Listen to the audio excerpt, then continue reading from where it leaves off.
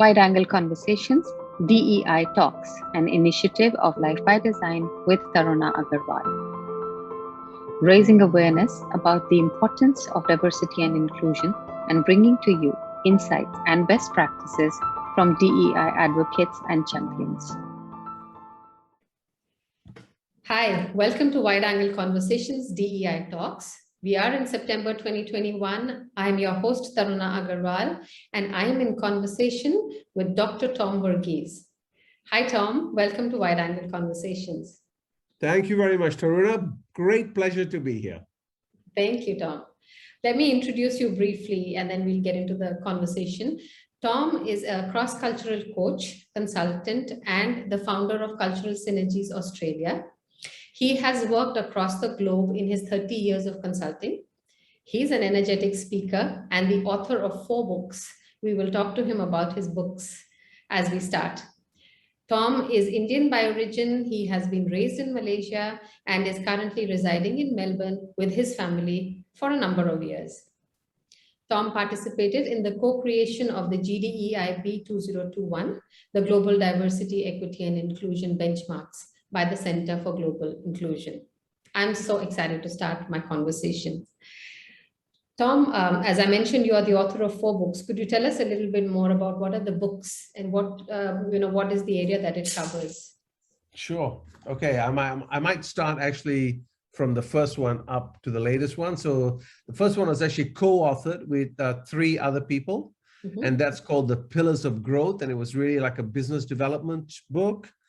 And then my first book that I did myself was called The Invisible Elephant, and that's around raising cultural awareness. So that was all around how do you work more effectively across cultures.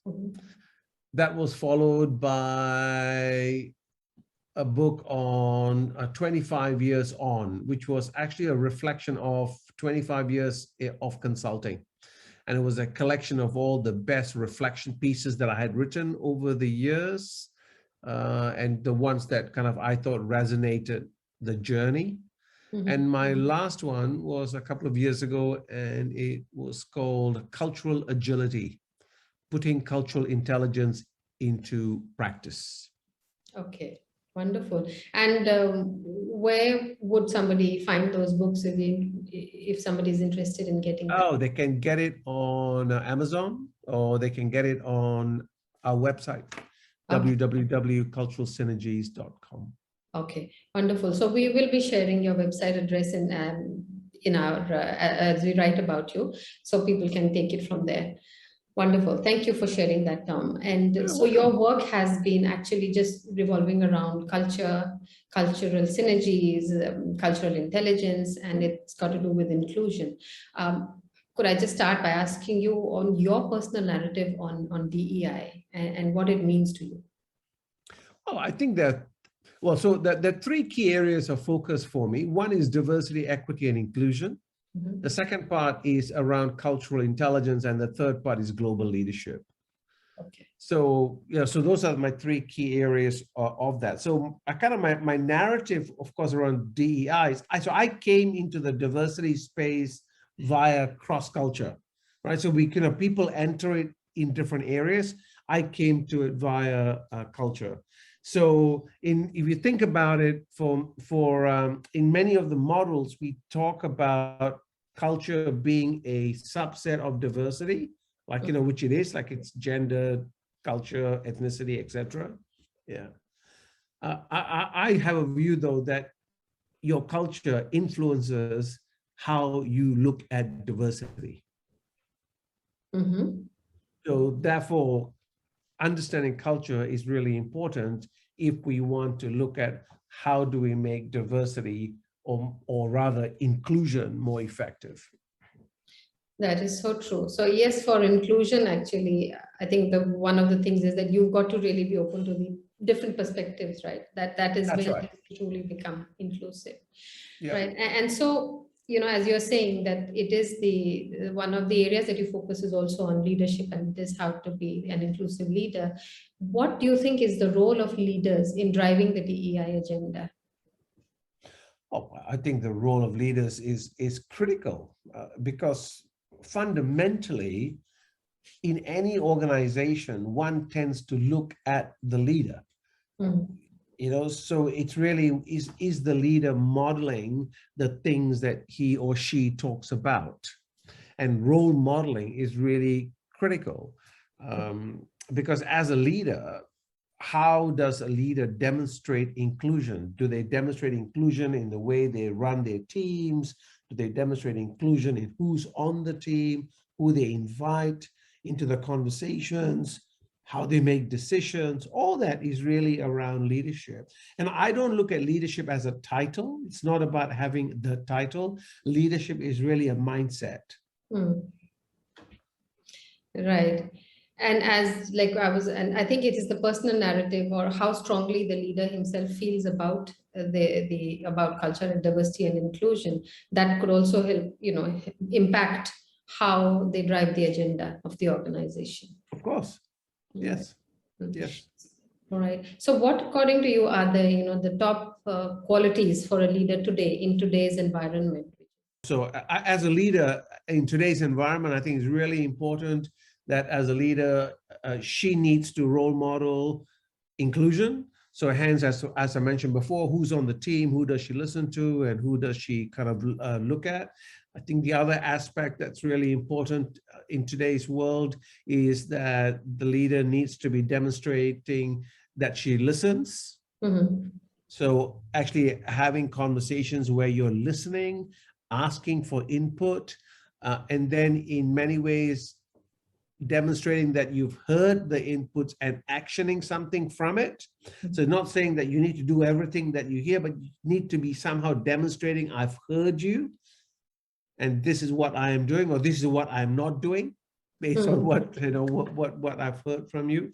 And I think the third thing that leaders need to demonstrate is being involved in constant learning. So long life learning, or lifelong learning. So it's really around, as a leader today, how do there's a term that was coined together by someone called Chip Conley, and it's called a menturn, which is, how do I become a mentor and an intern at the same time? So how do I teach and how do I learn at the same time? Because there are certain occasions I need to learn. That is true. And then there are other occasions I need to teach, right? So so it's a dual, it's dual. It's being really comfortable, I think, with duality. So being open to learning as well at the same time. Absolutely. Absolutely. The world is moving too fast today. It is not possible for you to know everything there is. I'm working in the space of culture. Something that I regularly get asked is, how do I become really effective, or how do I learn everything there is about a different culture? And my response to that is, it's not possible. Like it's unless you are born in that culture, and unless that culture is tacit to you, it's really difficult to learn about, especially if you're dealing with multiple cultures. It's not possible. It's an ongoing journey. Yeah, so it's that constantly being curious, asking questions, being able to, being courageous enough to make mistakes, and then being humble enough to say, oh, I think I made a mistake. I apologize. How do I do that better? Or tell me about this. So it's constantly wanting to learn. Yeah, it's about, as you said, it's about being vulnerable, being curious, being open to, learning more, because there's just so much. There's just so much to learn in terms of culture and about human beings as such, per se. Yeah. Right? Yeah. Wonderful. Thank you. And the pandemic, we are in the midst of it. It's a prolonged one that has gone and impacted. Yes. What is the impact on culture, or the efforts that the organizations are making towards being more inclusive? Well, I think there's been a number of things that the pandemic has highlighted. One is, it's made a lot of organizations really look at focusing on their core business, whatever their business is, because it's really around survival, right? So we need to survive. what are the things we need to be focused on. So companies who are thinking like that, in that mindset, have gone really pushed diversity into the very much within the compliance arena. Yeah. What's the minimum we need to do? We need to make sure we don't get sued, and we need to be able to tick the boxes, etc. So that's the exercise. Because of course, in today's world, being inclusive is something that organizations are expected to. True. Right? So they do that. Then you get another group of organizations who are looking at, okay, so the world has changed, people have changed, the way we operate have changed. How do we need to do things differently? So they are the ones who I think are becoming definitely far more edgier. They're the ones who are having those conversations around, say, what's been current in the last year or two, Black Lives Matter, the Me Too movement, being much more at looking at how do we develop allies, how do we support most of our teams who are working from home, etc. So doing those things, those organizations are very much more, I think, in the forefront. Okay, just coming back to the culture and in Asia specifically, where there is there are such diverse cultural nuances. Yes. Even if we look at diversity and inclusion, there's no one size fits all. Or if an organization, the headquarters is cascading it down, it's not necessary that would work, right? So how does one really, in this kind of a cultural environment, how does one design a successful or a DEI strategy that will work? So one of the things that it's important to think about in the context of global multinationals, say working in Asia, is that diversity is actually a global perspective, right? So if you think about, okay, that's a global perspective, but inclusion is actually the application. Right. And inclusion needs to be local.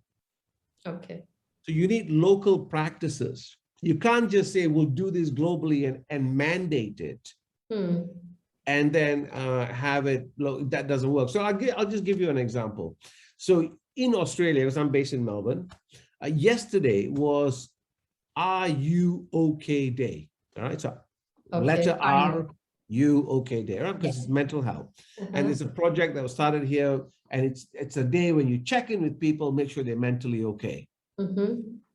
So there was a client organization who are based here in Australia, and they have offices all through Asia Pac. So a few years ago, the manager there said, well, we want to be inclusive because of having Are You OK Day here. Let's have Are You OK Day for all our offices in all parts of Asia Pacific, right? That's inclusive, like let's do it. We are doing it. We have kind of having a lunch, and we're having some question and answer sessions and forums. Let's have it happen throughout Asia. What they didn't anticipate was the number of countries who came back and said, why are we doing that? Are you suggesting we have mental health problems? Right? Why should we want to talk about mental health? You see, so that the pushback that they received was not at all what they anticipated. Right. And that's just one topic. So it has different reactions in different parts of the world. And you can argue the same around sexual orientation, you can gender, ethnicity, any aspect. You need to be really checking what's the temperature of the local, because you need to be localizing your initiatives. That's right. Right. So hence diversity being more global, inclusion being much more localized. Right. And as so to speak, right, diversity, we are definitely, the world is diverse. So that is a given. Diversity is there. It's more on how do you more inclusive. That's the thing. Right. And one of the things that comes in the way of inclusion is actually they say that ambiguity in the system, ambiguity in the processes, or the measuring is actually breeding bias. That breeds bias. What would you have to say about that? And what are some of the maybe strategies that you could suggest to mitigate bias? Oh, look, I think the reality is all human beings are biased. True. Agreed. Okay, so we need bias. Bias has a very important function for human beings. It keeps us alive and it helps us navigate life. Now, bias becomes a problem when we are just reliant only on our biases in decision making, or so, for instance, in who we hire, or which places we look at, or who I listen to, etc. If I'm attributing meaning to things, like, so for instance, if I have a bias that somebody who doesn't speak English as well, who doesn't have English for whom English is a second language, well, they're not as smart, right? If I have that bias, and I'm not conscious of that bias, I'm going to make decisions based on that. True. Or if I have a bias, well, I can't pronounce this person's name, gosh, that would be problematic to work with them. I mean, I know these are also ridiculous, right? But these are all things I have heard in my career. Yeah. Daniel Kahneman, who is a pioneer in bias, in his book, Thinking Fast and Slow, talks about system 1, system 2 thinking. It's about how we think. And most of us, most of the time, live in system 1 thinking, which is intuitive, fast, we just make decisions as we run. And it's very, very evident, especially when we are online. But when you're making important decisions, you need to be in system 2. Slow, deliberate, focused. And that is one way of actually, so firstly is around how do we mitigate bias, is actually recognizing I have biases. There's a number of different tools you can use. You can use, for instance, perspective taking. That's a skill set that you can use to kind of go, here's my perspective, what's the perspective of the other? You know, that's a useful skill set. Another tool that you can use is what we call the when-then tool, which is a self-reminder, a reminder to yourself, which are, when I am making decisions about X, then I'll make sure I consider other alternatives. It's actually about at that level, including the other into the equation, becoming more aware of the other person, becoming much and more their aware. Perspectives. I think that itself, and biases are inherent, but how do you kind of work around them is the important thing. Another thing that people talk about and say is that what gets measured gets done, right? And right now there is a burgeoning of data analytics and in measurements in the HR and DEI. This data overflow is actually, some of them are saying that this is causing employee fatigue, and there is a gap between what you really intend to do and the impact that you're having, right? So what needs to change in our approach? I think, so I am of the opinion that we rely a lot on data. Data is important, but data doesn't change behavior. Okay, so that's something we forget, is that logic makes people think. Emotion makes people act. Right.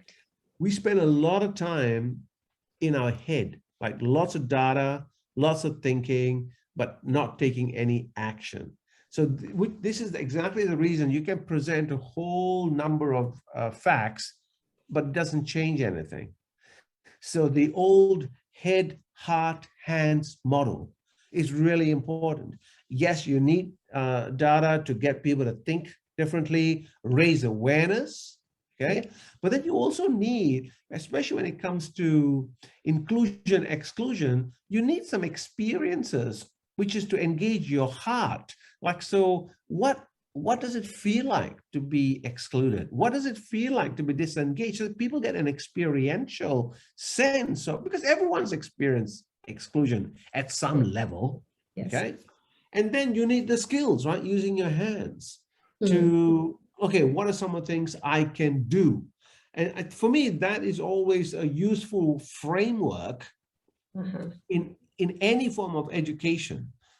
You know, you need to engage them mentally, you need to get them emotionally, and you need to give them some actions. Because if you don't engage people emotionally, they're not going to do anything.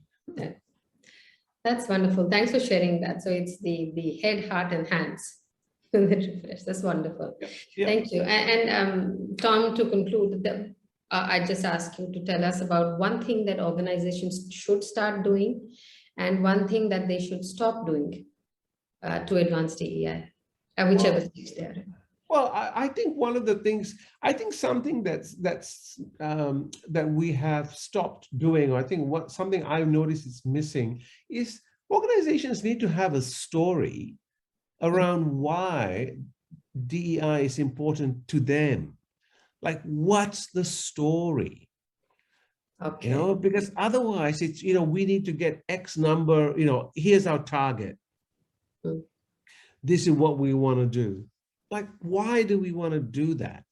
Yeah. So how do we create a story? I mean, human beings are emotional beings, okay? We mentioned this right at the start. So there is a difference between complicated and complex. Variables. Like, so in other words, what you do with person A somehow doesn't work with person B. Absolutely. It may not work with person C. So it's like a shoal of fish swimming in the ocean, or of birds flying in the air, right? There's a level of complexity to it that we just don't understand. So what we try to do in terms of reduction is we reduce things to, oh, let's measure it. So these are the reasons why we can do it, rather than actually crafting a story, engaging. Crafting the story, engaging. Crafting a story. I think we should start doing that. You know, we should stop. I think so. In a part of stopping is stop relying so much on data to shift behavior, because it doesn't work. So it always comes back to how people only will do something if it makes sense to them. Right? If it makes sense, people get engaged and they go, oh yeah, it makes sense to me. This is why it's important, or it's a personal interest, right? This is important for me because it's important for my family or my kids, or I experienced, you know, like it's how do we get that sense of in personal involvement? Because there's something around, I learned this a long time ago from someone, which is inclusion starts with the letter I. So what can I do to be inclusive? Yes. Okay. Well, what can I do to be inclusive? Yeah. Instead of just, that's wonderful. Instead of saying to other people, why don't you be inclusive? What can I do? That's the thing. Focus on what you can do, and that will have that ripple effect anyhow. So focus on what you or what I can do to be inclusive. Wonderful. Yeah. That's great. Thank you so much, Tom. Thanks for sharing your experience and those beautiful insights. And thank you for being part of Wide Angle Conversations. You are most welcome, Taruna. It's been a real pleasure to speak with you. Thank you so much.